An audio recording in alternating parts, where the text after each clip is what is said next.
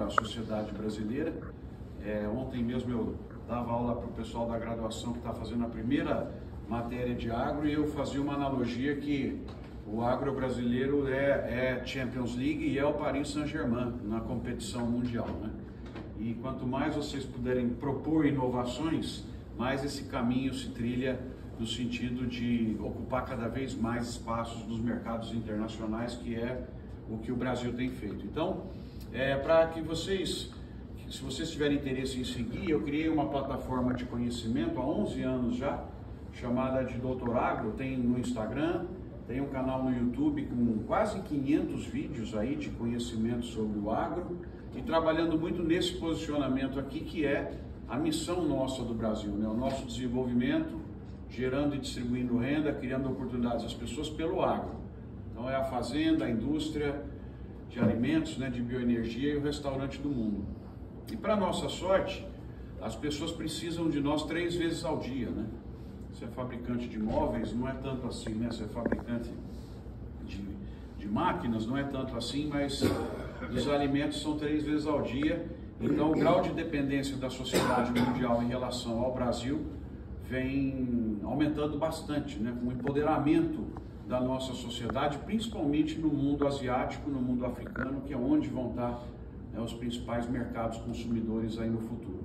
Então vocês vão conhecer aqui hoje, vai ser um prazer recebê-los ali na Harvey, né? Coincidentemente hoje voltam as aulas do 2º semestre, é uma tradição do nosso sócio, né? A Harvey foi montada, é uma JV, montada pela Markstrat, que somos nós, conteudistas, e o grupo SEB do empresário Shain Zayer, né? O Beto vai falar para vocês, que são da área do business educacional, né? Eles têm uma tradição de só começar a aula às terças-feiras, então, né, os sócios não vão brigar por causa disso, né? Então vamos começar às terças-feiras aí, mas a gente montou uma empresa de projetos no agro bastante grande, hoje tem aí ao redor de 120 pessoas trabalhando e a escola está já com mais de 250 alunos e acertamos muito no posicionamento porque ela ficou já conhecida no mercado como a escola de filhos de fazendeiros, né? Então ela está com 95% dos alunos são filhos e filhas de produtores rurais, uma mentalidade que é a nossa cara, né? Mentalidade de mercado, de inovação, de empreendedorismo, de gerar empresas, né? Um pouco diferente do que a gente lamentavelmente tem visto aí hoje no sistema universitário nosso, né? E assim, falar do agro é uma coisa muito interessante, vocês têm distintos graus aí de conhecimento, mas mostrar para vocês o grau de excelência que o Brasil atingiu nessa área, sendo líder, né, na produção e principalmente nas tecnologias que são adotadas em diversas culturas aí. Eu costumo dizer que a gente tem hoje aqui o melhor setor e a melhor empresa dentro do setor também, quando a gente considera as distintas cadeias produtivas. Então nós somos muito bem na produção de soja, milho, algodão, cana e também na produção de animais. E a produção de animais e exportação de carnes é algo muito importante para nós, pelo potencial que ela tem de agregação de valor. Então, se você, por exemplo, não exportasse a carne de frango e a carne suína, que nada mais são do que soja e milho andando, e exportasse o milho e a soja que eles comeram, né, a exportação cairia de 13 bilhões de dólares para 3. Então, esse processo é muito importante de agregação de valor e nós estamos passando hoje por uma revolução nessa área, que é o crescimento da bioenergia. Ele automaticamente, vocês vão ver que vai impulsionar o negócio de carnes. É por conta que você, ao gerar mais biodiesel, ao gerar etanol, você vai gerar também mais ações, né, para uso animal. E o grau de tecnologia que nós chegamos hoje é absolutamente impressionante. Hoje você tem tecnologia no Brasil, onde você aponta o celular para o QR Code da camisa sua e ela te dá o rastro completo de como foi produzida aquela camisa, inclusive de onde veio o algodão que você está usando, de qual fazenda é que ele veio, né? Aqui o que a gente faz para essa saída, né? Então, nós viramos o principal fornecedor de comida do mundo. Vocês estão vendo aqui um gráfico que mostra o saldo comercial da exportação e importação de alimentos nas regiões do mundo. E vocês estão vendo que a América do Sul, né, de longe, é a principal superavitária na questão da produção e de exportação de alimentos, né? E aí nós temos os grandes dependentes e crescentes, que são a China, né, o Oriente Médio e a África, por incrível que possa parecer também, vindo para maior importação, como o caso da Índia. Então, por esse gráfico que é da FAO, da ONU, né, a gente vê que, da OCDE, perdão, a gente vê que ele mostra o predomínio hoje que a América do Sul tem em relação aos demais. E aí, quando você olha para o Brasil, as nossas posições foram incríveis, né, conquistadas aí ao longo do tempo. Então, nós temos a posição de primeiro, segundo e terceiro lugar na produção mundial, mas o que é mais impactante, pessoal, é vocês observarem a exportação mundial, onde o Brasil até o ano passado estava liderando 10 setores. A gente voltou a perder o espaço no milho para os americanos, mas deve passá-los aí ao longo do final dessa década. E os market shares são impressionantes daquilo que o Brasil coloca no mundo. Então, só para passar alguns números para vocês aqui, do que o mundo compra de soja, 60% vem do Brasil. Imagina só, um país só com 60%. No caso do açúcar é 52%, metade do açúcar comprado pelo mundo vem do Brasil. Do café nós estamos mais ou menos com 1/3, suco de laranja é 80%, né? De cada 10 copos que os europeus tomam, 9 vem aqui da região que vocês estão. Carne bovina nós estamos chegando já a 26, 27%, vai chegar em 30% até 2030, então vocês imaginem 30% da carne bovina comprada pelo mundo vindo do Brasil. O frango já é 34, 35 e vai para 40%. Em 2030, 40% do frango comprado pelo mundo vindo do Brasil. Milho nós estamos com ao redor de 30%. A celulose é uma coisa impressionante, né? O Brasil é a meca mundial de produção de celulose. Nós devemos ter mais da metade aí das exportações mundiais e praticamente todos os investimentos sendo feitos aqui. Não sei se vocês estão acompanhando de perto, né? Os investimentos das grandes empresas no Mato Grosso do Sul, mesmo aqui em São Paulo. E o Brasil consegue produzir com praticamente 1/3 do tempo com que os nossos concorrentes produzem. E o fumo também o Brasil lidera, e o algodão, com um trabalho muito interessante, né? São 1.500 produtores apenas, em 2 lugares do Brasil, Mato Grosso e oeste da Bahia, e eles já estão com 1/3 do algodão comprado pelo planeta, né? Com rastreabilidade, sustentabilidade. Então, realmente, foi muito rico participar desse período. Eu costumo dizer que agradeço a Deus de ser engenheiro agrônomo no Brasil nos últimos 30 anos. Quando eu me formei, né, em 1991, o Brasil importava carne bovina. E vocês vão lembrar aí, as pessoas com a minha idade, que nós tivemos no final dos anos 80 um escândalo porque o Brasil importou carne de Chernobyl. Isso deu na mídia, né? Olha só, de importadores a gente passa a ter quase 30% do mercado mundial, isso feito num período de 30, 35 anos. Então foi realmente uma revolução incrível aí que nós passamos, né? Não é fácil, é uma fábrica a céu aberto, né? Você sofre com umas variáveis incontroláveis muito maiores do que no ambiente industrial, e o período que nós estamos vivendo é extremamente complexo, que eu queria resumir para vocês nesse quadro aí, antes de mudar e falar do potencial dos próximos anos. Então, o sofrimento com eventos climáticos é brutal, né? A questão toda que a gente tem aí ligada às políticas ambientais que são favoráveis hoje ao agro, lembrando que em 1º de agosto aumentou a mistura de etanol na gasolina e aumentou a mistura do biodiesel no diesel, né? Foram boas notícias aí que aconteceram na sexta-feira. Riscos brutais aí de pandemia, tanto nas pessoas quanto nos animais em produção. Passamos por uma situação de gravíssima crise agora no 1º semestre, que foi a gripe aviária na produção de frangos no Brasil, e nós conseguimos em um mês contornar isso, né? Porque quando você tem, é automático, né? Mercados se fecham, e o Brasil é grande exportador, então nós achamos que ia bagunçar muito, mas é um risco permanente. Nós temos aí a situação hoje de guerras, de invasões, né? E aí com isso bloqueio para compra de fertilizante, de produto químico. Vocês vão lembrar aí na época que nós tivemos a pandemia, portos na China fecharam, custo do container foi para $18 mil, não chegava produto, disrupção das cadeias de abastecimento, foi bastante complexo. Lógico que todos os mercados crescendo são importantes aí para o Brasil. Eu vou deixar os 2 pontos mais relevantes para falar depois.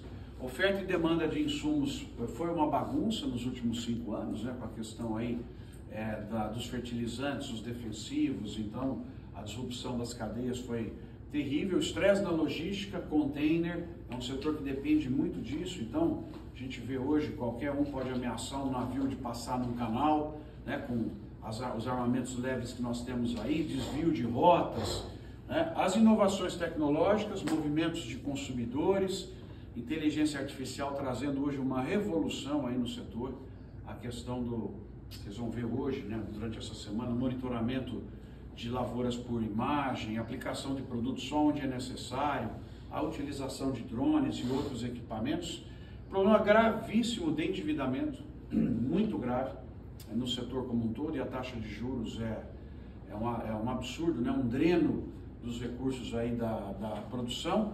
E os dois pontos que mais me preocupam hoje, que é a questão da escassez de mão de obra. Hoje você tem falta de pessoas em todos os elos do setor. Para vocês terem uma ideia, nós terminamos agora, final do ano retrasado, né, um plano estratégico para a BPA, Associação Brasileira de Proteína Animal, setor de frangos e suínos. Só nos frigoríficos tem 20 mil posições de trabalho em aberto, 20 mil. Não encontra pessoas para trabalhar por questões todas aí que vocês sabem, né, que eu fiz aqui, deixa eu voltar. Da questão toda das políticas de auxílio e outras coisas que o Brasil precisa rever, né, com um mindset um pouco mais empresarial e menos sindical, que é o que a gente precisaria mudar no Brasil, né? Então, esse ponto me preocupa e hoje, né, esse aqui desde o mês passado, é uma situação que mais está nos amedrontando, né? Inclusive nós estamos aqui aguardando qual vai ser a retaliação ao evento de ontem, né? Então, as coisas podem sair completamente aí do controle, porque o Brasil não está entendendo direito. Eu fiz uma entrevista aí para a Jovem Pan, que é um chihuahua enfrentando um pitbull, e o nosso chihuahua, em vez de calar a boca e se fingir de morto, ele é barulhento, ele quer brigar, né? Ele não tem noção nenhuma do que pode acontecer aí com a questão empresarial, né? Porque a gente viu o que foi levantar 50% de barreira, muitos setores conseguem contornar, mas quem tem produto perecível e os Estados Unidos durante 10, 15 anos sendo desenvolvido como principal canal, esse pessoal perde a empresa. Manga, mamão papaya, tilápia, uma série de produtos que você não consegue armazenar. O café você consegue segurar, né? O boi você segura também. Agora tem produtos que a produção vai vir aí, se não cair, não tem como redirecionar esses produtos aí para o mercado interno ou para outros canais em um mês, né? Você não desenvolve um protocolo para exportação de manga em um mês aí com outros mercados. Então, realmente, nós estamos agora numa situação muito complicada de ver como que essa situação com os Estados Unidos, que não precisaria ter acontecido, todo mundo aqui desde o ano passado, quando o presidente Trump estava com boa chance de vencer, todo mundo falando, olha, o Brasil tem que voar abaixo do radar, não aparece, não comenta nada, não vai provocar, né? Vamos manter aí a questão do comércio internacional. Nós somos vendedores de comida, nós temos que ter boas relações com todo mundo, indicar que comida é paz, né? Que comida é democracia, porque se você tem inflação de alimentos, governos em muitos países vão ter problemas, mas não, nós resolvemos sair do abaixo do radar e ser o mais visto ainda por cima, né? E aí agora nós estamos aqui nesse momento, nessa reunião aqui da ANPEM, no pior momento, que é ver o que vai acontecer, porque a gente não está, né, nossas pessoas que estão à frente do Brasil não têm noção empresarial, não têm noção de geração de renda, são pessoas com outras formações e estão seguindo adiante sem saber o que pode acontecer aqui para o mundo empresarial, para o emprego, para a geração de valor e de impostos também aí com as empresas, né? Então esse é o quadro que eu queria comentar com vocês. A gente segue no futuro com uma possibilidade muito boa aí pela frente, porque continua crescendo a população e continua crescendo a economia. Tem lugares que não mais, né? Por exemplo, a China já começou a diminuir, mas você tem muitos países ainda com grandes taxas de crescimento, como vocês estão vendo aí, com desenvolvimento econômico e com urbanização, que é um fato que muda também o hábito de consumo, jogando maior pressão nas cadeias produtivas. Então a gente pode esperar esse crescimento continuando, beneficiando aí o Brasil e abrindo possibilidades maiores de captura de mercado pelas organizações que estão aqui presentes, né? Não apenas brasileiras, mas também multinacionais. Então, só para projetar daqui 10 anos para vocês, essa aqui é a expectativa de ocupação do mercado mundial de soja. Nós estamos aqui hoje e aqui daqui 10 anos. E o Brasil é o azul, ó. Isso não é meu, ó. É dos Estados Unidos, é o nosso principal concorrente na área do agro, dizendo o que vai ser o mercado daqui a 10 anos. O Brasil provavelmente vai chegar aqui a 2/3 da soja comprada pelo mundo vinda de um lugar só. O milho, nós somos o verde, é uma história semelhante, quer dizer, é recente, ó. Você vem aqui para 2007, 2008, 2010, cadê o Brasil perto do mundo? Aqui não tinha o verdinho, né? Olha aqui o tamanho e assume a liderança também. A mesma história vale para o algodão que eu comentei com vocês, né? Olha aqui o Brasil e olha o que era em 2005, 2007. Portanto, uma grande organização desses setores para a ocupação dos mercados internacionais, gerando os desenvolvimentos todos que a gente viu aí. Em relação ao mercado de carnes também, aqui eu estou trazendo as projeções para vocês da bovina, da suína e de frango. Vocês estão vendo que todas elas vão para cima. E aqui é muito curioso vocês observarem, o dia que o chinês experimentou bife e gostou de bife, ele mudou a história da pecuária mundial, né? Olha que interessante aqui. E esse fenômeno está acontecendo com outros países da Ásia também, e o Brasil é o mais apto para aumentar aí a produção. Aí nós temos aqui o frango e temos aqui o suíno também do lado de cá. Esse foi um evento de pandemia, né? Que foi a peste suína africana na China. Então eles tiveram que matar metade do plantel e aí foram para o mercado comprar, por isso que deu esse salto aqui. Então nós temos que remover isso, mas é uma curva clara aí de crescimento no mercado também de suínos.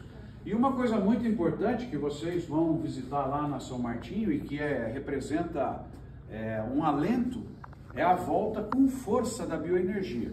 A bioenergia meio que ficou esquecida no momento lá da pandemia. Em alguns momentos onde o preço do grão sobe muito, as pessoas param um pouco de falar, mas agora que os preços estão muito competitivos, nós estamos vendo a volta com muita força do mercado aí de bioenergia.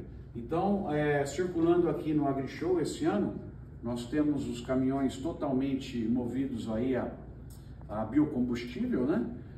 Nós temos os motores movidos a etanol, que vocês inclusive estão testando na própria São Martinho, né? Motores adaptados aqui para etanol e motores sendo também utilizados a biogás e biometano a partir do biogás. Então isso é muito interessante porque ele causa, pessoal, um empoderamento energético das empresas. A partir do momento em que você substitui a compra de diesel por produto que você mesmo faz e põe, por exemplo, fotovoltaica, você se livra de parte do combustível necessário para a produção e parte da energia elétrica para a produção. Então, o que está acontecendo com essa febre de inovações é que o Brasil vem se empoderando no seu interior energeticamente. Não vai mais precisar trazer petróleo da margem para você rodar o Mato Grosso, para você rodar o oeste da Bahia. Então esse aqui é o quadro mais recente para vocês terem uma noção, e não é só ônibus, caminhão, carro, é também o avião, né? Em 27 a gente começa a blendagem de 1% de bioquerosene no querosene, motores de navios também sendo aí testados, e não só no Brasil. Quando você tem lá, e a gente ouve falar de uma política, por exemplo, na Indonésia, que vai virar B40, para nós é ótimo, né, para o Brasil, para a produção brasileira, porque 40% do óleo da Indonésia vai para diesel e sai do mercado mundial, abrindo chances aí para expansão. Então esses são projetos já investidos e anunciados, é o dado mais novo aí da Biov em relação ao processamento de soja, e talvez o mais impactante para vocês verem é o do etanol de milho, porque isso, pessoal, há 10 anos ninguém falava de etanol de milho no Brasil, isso há 10 anos. A gente aqui sempre fala, não, nosso etanol é o de cana, né? O milho é coisa dos Estados Unidos. Nós estamos vendo uma febre de investimentos absolutamente incrível. Praticamente toda a grande cidade produtora do Centro-Oeste está recebendo uma unidade. Então, a Impasa, a FS Bioenergia, as cooperativas também investindo em parceria, e aí nós estamos vendo esse crescimento grande aqui, as fábricas que já estão em operação, as autorizadas, e aqui as anunciadas, né? Porém ainda não autorizadas. Eu estou acompanhando de perto, até amanhã vou estar lá, a de Luiz Eduardo Magalhães, da Impasa.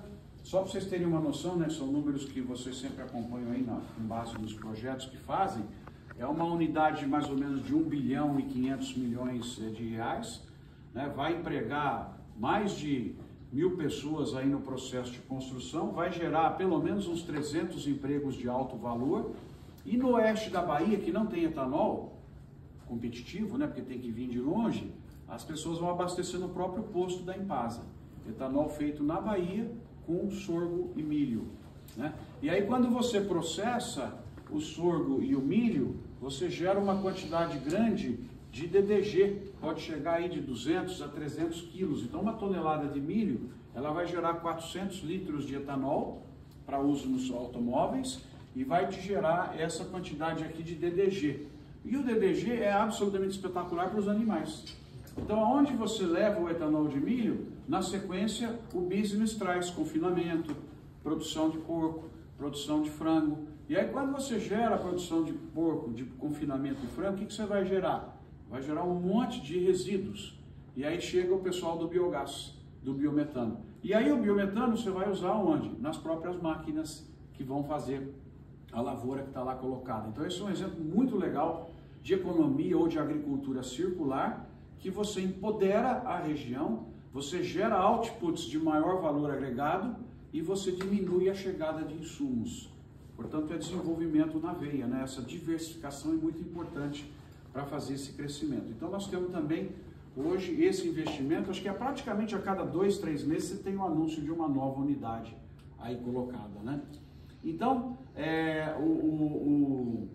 o momento tem sido muito bom, apesar das circunstâncias mundiais, apesar da dificuldade de trabalhar no Brasil. Nós não estamos falando aqui de coisas que vocês estão cansados de ouvir, de custo do Brasil, do problema do judiciário, da questão que nós temos do transporte, né, da infraestrutura de armazenagem, a questão da criminalidade. Ninguém está falando nada disso daí.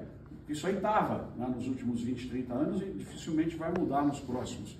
Mas mesmo com isso, o setor, o business vem aumentando, podendo gerar praticamente, aí as exportações do setor são ao redor de 160, 170 bilhões de dólares e o Brasil fecha a balança com 60, 70. Então você veja que removendo o agro, a gente iria para um déficit muito grande aí da balança comercial brasileira. Então é um pouco esse quadro que está aí colocado. E eu acho que esse aqui foi o último que eu coloquei aqui para vocês, aí dá tempo até da gente conversar e responder uma ou outra pergunta, que é a seguinte, né? Principalmente nas apresentações internacionais, quando você fala, poxa, o mercado vai crescer muito, né? O Brasil vem ampliando bastante o uso de áreas para a agricultura. Para vocês terem uma ideia, nos últimos 6 anos o Brasil ampliou 18 milhões de hectares de grãos. É uma enormidade, né? Uma coisa absurda. Mesmo com a situação de preços atuais, que eles são preços que vão ser os próximos 10 anos, né? Nós ampliamos agora na safra 24-25, 1.900.000 novos hectares trazidos para a produção.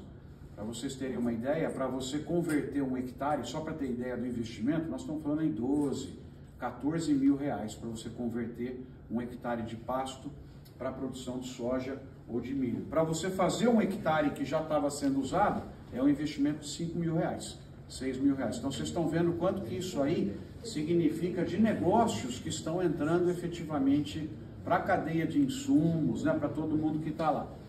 Então, só para concluir, a expansão nos próximos 10 anos, 15 anos, 20 anos, ela é garantida, ou seja, para o Brasil o agro vai ser muito bom, para algumas empresas não, porque aí foi mais um problema gerencial, um problema específico que ela teve, né, de contratempo, que o endividamento não dá para aguentar. Vocês estão vendo hoje no setor de cana muita gente tendo que diminuir de tamanho e gente crescendo, inclusive quem vocês vão visitar hoje e nesses dias. E então as histórias não são iguais, mas para o agro é uma perspectiva muito boa. Com gente ficando pelo caminho, ativos trocando de mãos, mas para a sociedade brasileira o que importa é que as exportações continuam se ampliando, o desenvolvimento continua acontecendo e ele promove essa situação incrível, né, que é a de interiorização do desenvolvimento.